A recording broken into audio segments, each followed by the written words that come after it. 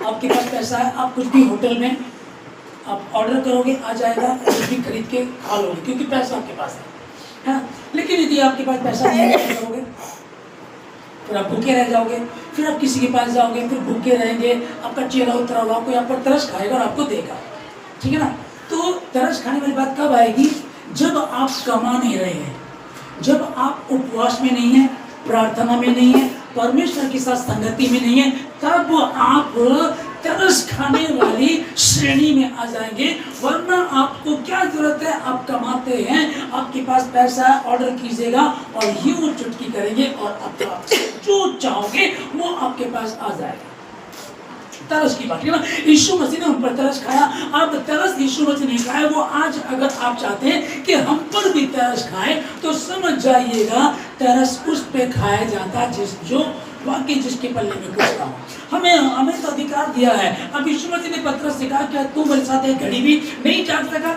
अरे जागते रहो, प्रार्थना करते रहो कि तुम परीक्षा में ना पड़ जाओ। आत्मा तो तैयार है, शरीर दुर्बल है। अब शरीर दुर्बल है, उसके कारण से, इसकी दुर्बलता के कारण हम पर लोग तरस खाते हैं। काम धंधा तुम करते नहीं हो और चाहते कि तुम्हें शाही पनीर मिले, तुम्हें तो बासी आलू मिला मिले, है ना। तरस किन पर खाया जाएगा? इस बस इस थॉट को समझिएगा। तरस की श्रेणी में नहीं है।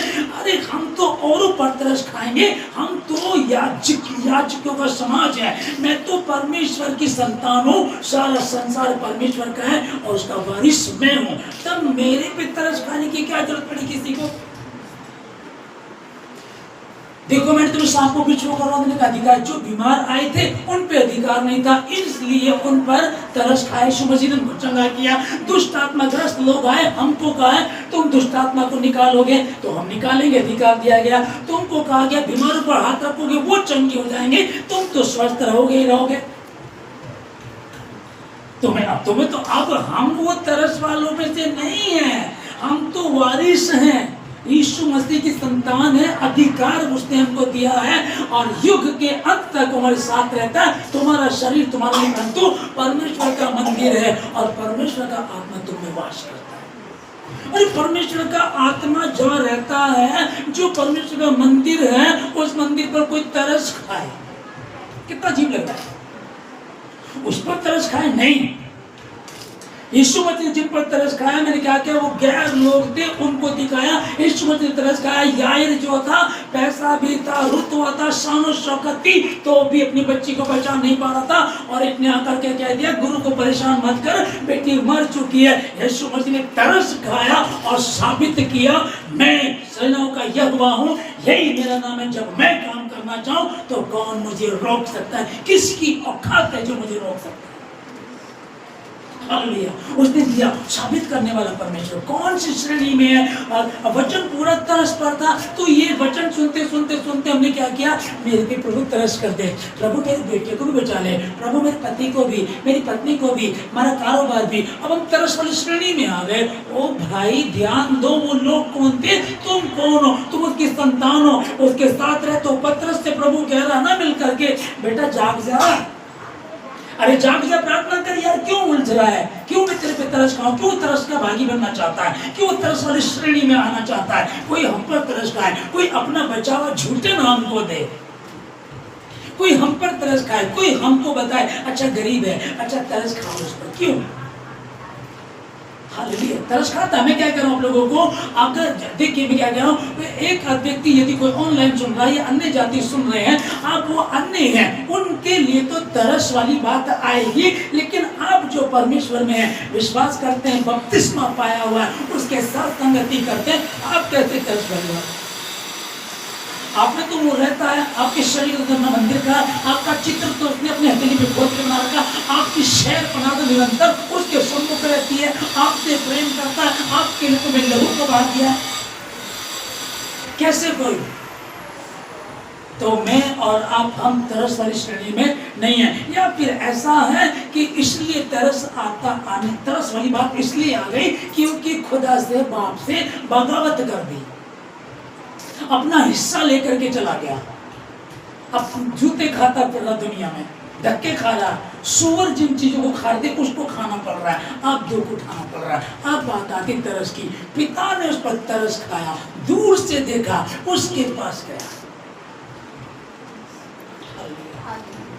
जब बड़ा बेटा आया तो कहने लगा, मेरे लिए तो कभी तुमने पला हुआ बछड़ा काटा नहीं, मुझे तो कभी मेरे दोस्तों के संगत पार्टी करने के लिए नहीं दिया आपने। तब पिता ने कहा, तेरा तो सब कुछ है, तो लेके जा, पार्टी कर, खा पिया कर, तुझे कौन मना कर रहा है। पर ये खो गया था। ये बेचारा है, बेचारा। आप बेचारे नहीं हैं। हेलो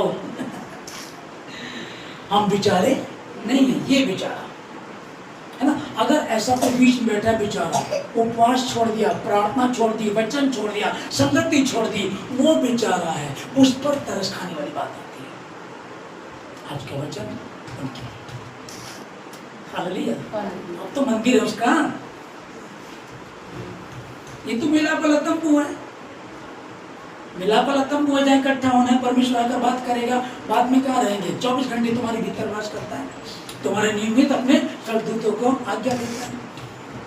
तो हम लोग बेचारे नहीं हैं, और अगर कोई संगति में नहीं है तो वो बेचारा है ना। उस बेचारे के लिए आप प्रार्थना करें ताकि उस बेचारेपन से बाहर आ सके।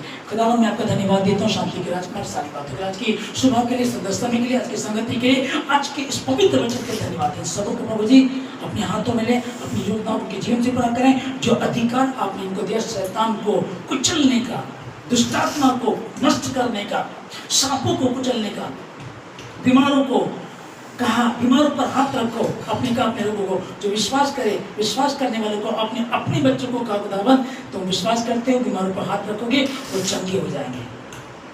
यीशु मसीह के नाम में ये अथॉरिटी आप लोगों के पास है।